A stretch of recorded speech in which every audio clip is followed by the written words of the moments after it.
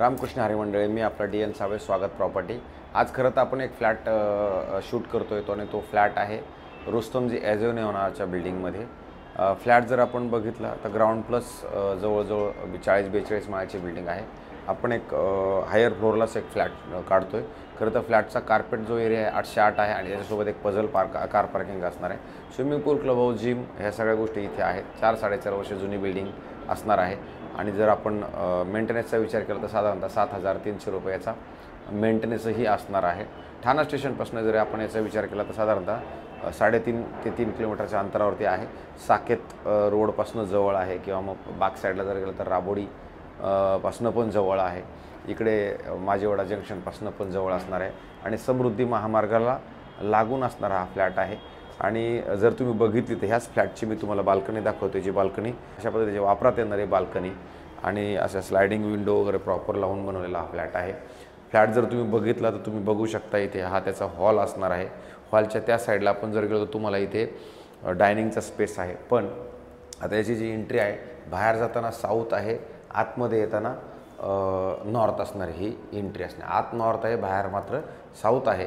फ्लॅटमध्ये तसं बघितलं तर कामाची गरज आहे, साफसफाईची गरज आहे, पेंटिंगची गरज आहे, किंवा मग तुम्हाला त्याच्यात वॉलड्रॉप, किचन ह्या त्या सगळ्या गोष्टी जर बनवायच्या असतील तर त्या सगळ्या गोष्टी आपल्याला हे घेतल्यानंतर मात्र करावं लागणार आहे। आणि मग त्याच्यानंतर तुम्ही जर इकडे आलात तर तुम्हाला मोठं असं किचन मिळते, ज्या 2 साईडला प्लॅटफॉर्म असणारं किचन असेल। अधिक वरती जर तुम्ही बघितलं तर तुम्हाला इथे एक गॅसची पाईपलाईन वगैरे प्रॉपर दिलेला आहे। आणि ह्या साईडला जरी ओपन केलं तुम्हाला ह्या खिडकीमधनं किचनच्या खिडकीमधनं जरी ओपन व्ह्यू तुम्हाला ह्या बिल्डिंगमधून मिळतो। गॅसची पाईपलाईन मी तुम्हाला सांगितलं ते आले। ह्या साईडला जर तुम्ही बघितलं तर फ्रीज ठेवण्यासाठी जागा आहे। आणि ज्यावेळेला आपण ह्या किचनच्या बाहेर येणार आहोत त्यावेळेला ह्या साईडला कॉमन बेडरूम आहे, आणि ह्या साईडला वॉशरूम, बाथरूम, टॉयलेट सगळंच आहे। आणि परत ज्यावेळेला इकडनं येणार आहोत त्यावेळेला इथं ड्राय बाल्कनीसाठी प्रॉपर मोठी जागा आहे।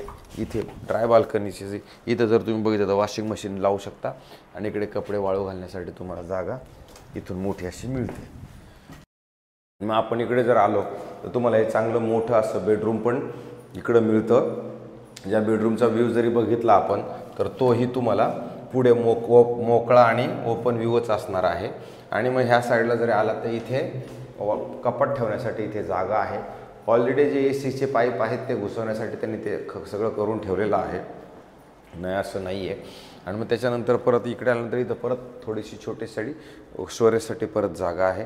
मग आपलं हे बेडरूम चालू होतं, आणि ह्या बेडरूमच्या आतमध्ये आल्यानंतर परत कपाटासाठी मोठं कपाट तुमचं इथं प्रॉपर सेट होऊ शकतं। आणि मग इकडे आलात का टॉयलेट, वॉशरूम, बाथरूम ह्या साईडला, परत ह्या साईडलाही एक मोठं आणि प्रशस्त तुम्हाला मिळतं। आणि मग याच्यानंतर ज्यावेळेला आपण बाहेर येणार आहोत त्यावेळेला मोठं असं बेडरूम आहे, जे बेडरूमची साईज मोठी आहे, त्याच्यामुळे रुस्तमजींनी त्या पद्धतीनं बनवलेलं आहे। आणि इथे जर आपण आलो तिथं कपाटासाठी परत एक वेगळी जागा तुम्ही इथं स्टोरेज म्हणून किंवा सेंट्रल ड्रेसिंग टेबल वगैरे तुम्ही इथं बनवू शकता।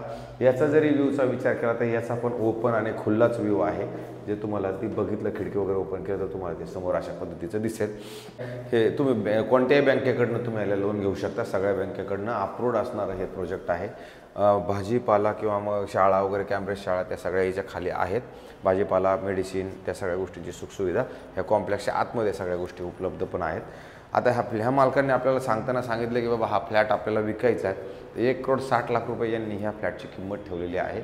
आणि ज्यावेळेला आपल्याला फ्लॅट वगैरे आवडेल किंवा मग ज्यावेळेला ठरते की बाबा आपल्याला घ्यायचं आहे तर त्यावेळेला हे मालक त्याच्यामध्ये कमी करण्याची पण त्यांची मानसिकता आहे। आपल्याला माझे व्हिडिओ कसे वाटत आहेत नक्की सांगा। मी माझा रोज काम करतोयच। मला तुम्हाला परत हात जोडून नम्र विनंती आहे की आमचे फ्लॅट तुम्ही बघत राहा, मला थोडं सबस्क्रायबर्स करत राहा, आणि काही चुका असतील तर त्या नक्की पदरात घ्या, आणि असाच आशीर्वाद आम्हाला देत राहा हीच मी तुम्हाला सगळ्यांना नम्र विनंती करतो। तुर्तास थांबतो। रामकृष्ण हरी।